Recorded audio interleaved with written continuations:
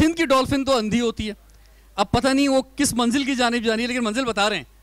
लेकिन अभी लोग जो हैं तजिया निगार खास तौर पे वो उस मंजिल का ही सोच रहे हैं कि भाई ये कहाँ पहुँचेगी, कितनी सीटें मिलेंगी।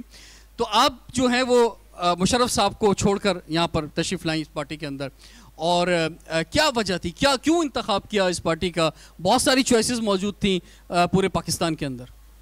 सबसे पहले तो रिजवान जाफर साहब आपका बहुत बहुत शुक्रिया, आप यहाँ पर आए और वेलकम टू पाकिस्तान हाउस। इस जगह का नाम पाकिस्तान हाउस है और यहाँ से जो काम हो रहा है वो सिर्फ़ और सिर्फ पाकिस्तान के ही लिए हो रहा है, इसलिए मैं यहाँ पर आई हूँ और कोई दूसरी वजह नहीं। दूसरी बात, ये जो आप बात कर रहे हैं तज्जियाकारों की और सबकी, आपने जैसे अपने प्रोग्राम के इंट्रो में कहा कि पाक सरजमीन पार्टी को भी बने हुए 2 साल और 4 महीने हुए हैं, और 2 साल 4 महीने के अंदर हमारी कारकर्दगी ये है कि आज हम कराची की गली गली के अंदर, घर घर के अंदर बैठे हुए हैं। हमारी कारकर्दगी ये है कि आज सिंध में हमसे बड़ा ऑर्गेनाइजेशनल सेटअप किसी पॉलिटिकल पार्टी का नहीं है। हमारी कारकर्दगी ये है कि आज हमको सिर्फ पाकिस्तान में नहीं जाना जाता, आज हमें बैरून मुल्क पहचाना जाता है, और उस पहचान की वजह जो है वो मुस्तफ़ा कमाल का किरदार है। उस पहचान की वजह वो काम है जो मुस्तफ़ा कमाल ने अपने मेयरशिप के दौर के अंदर किया। उस पहचान की जो वजह है वो ये है कि 300 अरब रुपए पाकिस्तान में कहते हैं कि चोरी और डाका उसने नहीं डाला जिसको मौका नहीं मिला। मुस्तफ़ा कमाल को तो दिन दिहाड़े डाका डालने का मौका मिला। 300 अरब बात समझ में नहीं आती ये 300 अरब रुपए की। मैं नहीं सही कहूं, रुक जा, फिर आपके बहुत सारी बातें हैं ना। वो कायद जिसकी यहाँ से इस जगह से इतनी मशद बुराइयां होती हैं और इतना कुछ उसे कहा जाता है, पाकिस्तान में तो जो भी कायदीन है सारी पार्टीज़ के, और ख़ास तौर पे जिस तरह के MQM के कायद रहे हैं, वो तो उस दौर में किसी को कुछ कह दें तो वो ऐसा नहीं हो सकता था कि उसकी बात ना माने। तो वो कायद की भी कोई तारीफ नहीं करेगा कि उसने 300 अरब रुपए में से कुछ भत्ता नहीं मांगा अपना कि मुझे लंदन भिजवाओ। तो मुस्तफा कमाल साहब ने 300 अरब में से कुछ लंदन नहीं भिजवाया। तो अगर नहीं भिजवाया तो जहाँ इनकी तारीफ है तो उसकी भी तो तारीफ होनी चाहिए कि जिसने 1 रुपया नहीं लिया। उसकी तारीफ क्या होनी चाहिए? सारे MNAs MPs को बुला ले, उनकी जो राब्ता कमेटी अभी भी बैठी है, बाकी सारे लोग जो है लंदन पैसे भिजवा रहे थे, सिर्फ एक मुस्तफा कमाल है जो लंदन पैसे नहीं भिजवा रहे थे। तो भाई कोई लेकर आ जाओ ना। नहीं, मैं पूछ रहा हूँ आपसे, सुने मेरी बात, नहीं भिजवाए ना। 3 मार्च 2016 को जी भाईजान अल्ताफ हुसैन को पाकिस्तान से पैसे नहीं मंगवाने, आपने शायद पढ़ा नहीं, रॉ अच्छे खासे देती थी भाईजान। अच्छा, मिलियंस ऑफ पाउंड घर से मिले हैं, वो मिलियंस ऑफ पाउंड जो घर से मिले हैं, लाखों पाउंड जो मिले हैं, वो पाकिस्तान से नहीं गए थे, वो साबित हुआ रॉ से। यहाँ अभी मेयर के 20 अरब 6 अरब के ऊपर लोग झगड़ रहे हैं, यार हमें हिस्सा दो। वहाँ उसके पास 300 अरब रुपए आके यहाँ से चले गए, उसने अपना हिस्सा नहीं मांगा, तो इस पर तो तारीफ करेंगे ना जहाँ बुराइयां करते हैं अल्ताफ हुसैन की कि यार यहाँ से हिस्सा नहीं मांग रहा, बोल रहा कराची में लगा दो 300 अरब रुपए। मैं उस शख्स की तारीफ उस वक्त करूंगा जब वो रॉ का एजेंट नहीं होगा। आप किस मिसाल को कहाँ मिला रहे हैं? आप एक रॉ के एजेंट की तारीफ करवाना चाह रहे हैं, मैं कह रहा हूँ वो रॉ का एजेंट मुल्क बेच रहा था बाहर बैठकर। वो रॉ का एजेंट मेरे आपके मुस्तकबिल के सौदे कर रहा था। मेरे बच्चे, मेरे भाई, 22,000 लोग यहाँ शहीद हो गए उसकी गलत पॉलिसी की वजह से। मैं उसकी तारीफ तो एक टके की भी नहीं करूँगा। मैं उसकी तारीफ कैसे करूँ? उसके घर से शोदा के पास यहाँ खाने को नहीं है और उसके घर से 6-6 लाख पाउंड बरामद हो रहे हैं रॉ के। तो सर किसको किससे मिला रहे हैं? मिसाल के रिजवान भाई, मैं तो 300 अरब की बात कर रहा था खाली, और कुछ बात नहीं कर रहा था। मिसाल ये है कि मुस्तफा कमाल के दौर में जो प्रोजेक्ट्स की जो उनके पास आई थी उसमें से उन्होंने एक पैसे की चोरी नहीं की, ये ठीक है, और चोरी के लिए उन्हें कहा भी नहीं किया, ये भी बात है ना, दोनों चीजें। तो आपको क्या पता नहीं हो सकता कहा गया और मुस्तफा साहब ने कहा मैं नहीं भिजवाऊंगा, कुछ भी कह दिया होगा। अच्छा, मुस्तफा कमाल को मैं जानता हूँ। जनाब आदिल सिद्दीकी साहब फरमाइए, ये 256 से आप कैंडिडेट हैं, नौजवान हैं, और ये तो बड़ी ज़बरदस्त बात है। और मैं ये देख रहा था कि जब अनाउंसमेंट हो रही थी तो सबसे ज़्यादा जो नौजवान हैं वो PSP ने खड़े किए हैं, ये तो बहुत बड़ी बात है जनाब। चाहे वो PS में हो, चाहे वो NA के अंदर हो, यंग ब्लड को सामने लाया गया है। यंग ब्लड जो है उसमें बड़ा जोश और जज्बा होता है। तो आप जनाब किस जोश, किस जज्बे के साथ जो है अपनी कैंपेन चला रहे हैं, फरमाइए। अस्सलाम वालेकुम, बिस्मिल्लाहिर्रहमानिर्रहीम। रिजवान भाई सैयद मुस्तफ़ा कमाल की टीम का हिस्सा शुरू से, सैयद मुस्तफ़ा कमाल भाई जब से आए हैं, पाक सरजमीन पार्टी बनी है, तब से हम साथ हैं उनके। और जहाँ तक जोश और जज्बे का सवाल है, तो जिस जोश और जज्बे के साथ सैयद मुस्तफ़ा कमाल ने 2005 से 2010 काम किया है, हम उसको लुक फॉरवर्ड करते हैं, उसको लुक अपॉन करते हैं, और उसी जोश और जज्बे के साथ अभी कैंपेन चला रहे हैं। और इंशाल्लाह आने वाले वक्त में 25 जुलाई के बाद इंशाल्लाह काम भी करेंगे उसी हवाले से। ठीक है जी, यहाँ पे हम बढ़ते हैं आगे। आप लोगों से हम बात करना चाहेंगे, आप लोग क्या कर रहे हैं कैंपेन में? ख़वातीन ख़ासतौर पे कुछ डोर टू डोर जा रहे हैं, लोगों से मिल रहे हैं, कैसे जो है वर्किंग हो रही है? जैसे कि अभी आसिया जी ने फरमाया कि सबसे ज़्यादा मुनज़्ज़म काम तो PSP में हो रहा है, तो कैसे कैसे आप लोग इलेक्शन कैंपेन चला रहे हैं? थोड़ा सा असल में हम लोग डोर टू डोर ग्राउंड पे उतरे हुए हैं और सारे टाउन्स वगैरह हम लोग देख रहे हैं।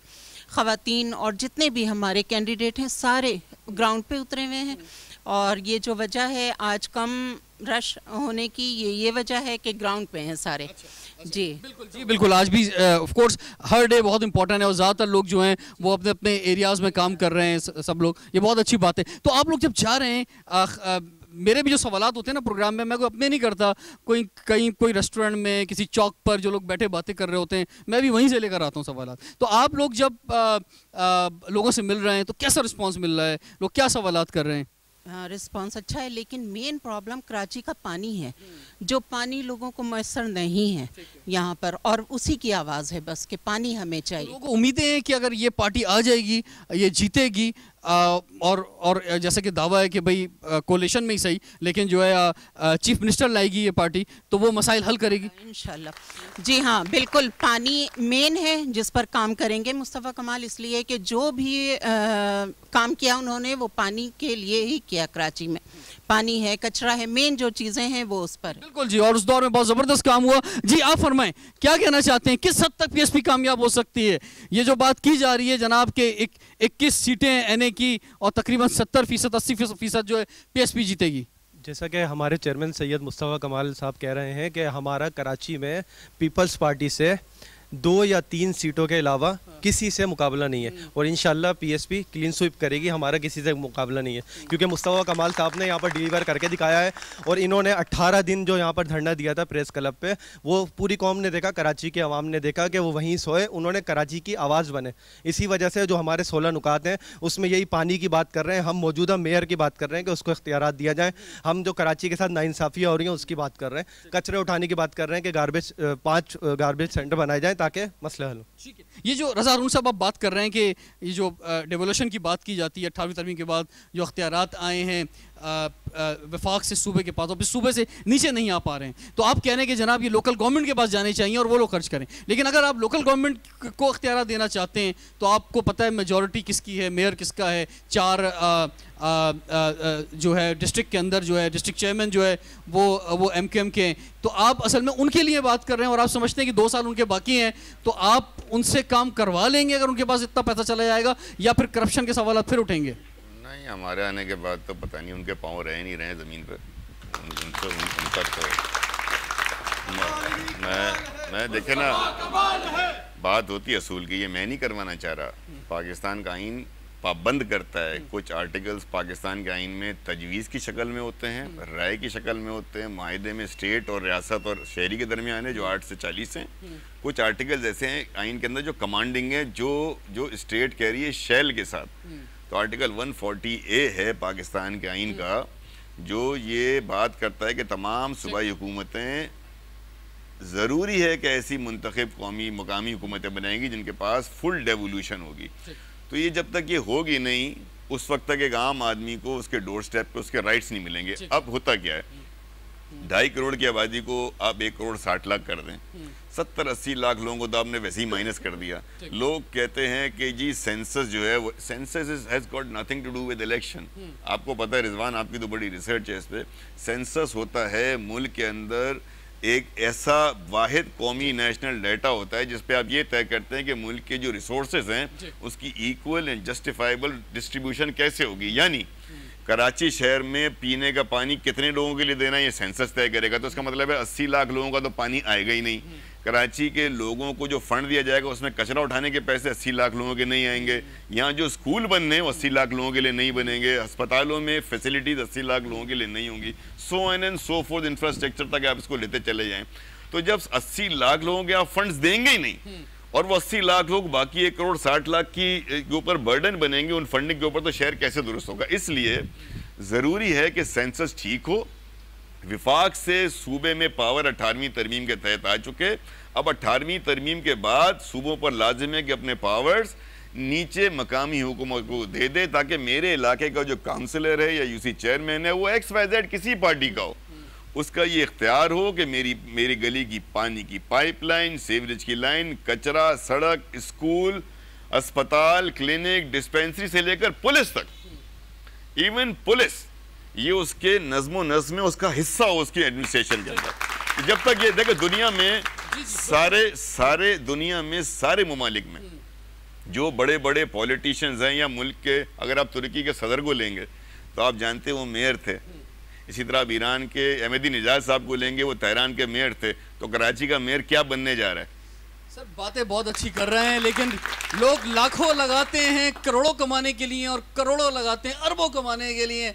इलेक्शन इस धंधे का, इस बिजनेस का नाम है, तो फिर जो है उसके बाद जो है बड़ा मुश्किल हो जाता है फाइनेंशियल रिसोर्सेज जो है आगे देना और जो है इख्तियारात देना, और यही बहुत बड़ा मसला जो है वो चलता रहा है। और ये जो बात कर रहे हैं इस मतलब कोई इनकार ही नहीं कर सकता, प्रिंसिपली कौन कहेगा कि भाई सेंसस जो है गलत हो, इतनी ज़बरदस्त जो है आपने बात की। मुझे इजाज़त दीजिए, मैं आपकी बड़ी माजरत के साथ इजाज़त दीजिए, मैंने लतीफ़ा नहीं सुनाया था जी सर, आपने बहुत जबरदस्त मैंने सीरियसली आपको टोका है, मैंने माजरत के साथ, ये पाकिस्तान का आईन है, अगर पाकिस्तान के आईन को आप लाइट लेंगे, जोक लेंगे, उसको अगर आप ऐसा रवानी के साथ लेंगे तो पाकिस्तान की तरक्की ना करने की बुनियादी वजह यही है रिजवान भाई। और पाकिस्तान की बड़ी सियासी जमातों ने इस आईन का मजाक बनाया, और अगर ये सुप्रीम कोर्ट ना बोलता तो फिर ये तो बल्दियाती इंतखाबात भी ना करवाते, सेंसस भी नहीं करवा रहे, और ये सेंसस भी नहीं करवाते। और जो ये सेंसस हो गए का जो सिचुएशन सर, आप ये मुतालबा करना चाहेंगे जो सेंसस हो गए दोबारा होने चाहिए? सर हमारी पिटीशन लग चुकी है और इलेक्शन के बाद सुनी जाएगी। ठीक है जी,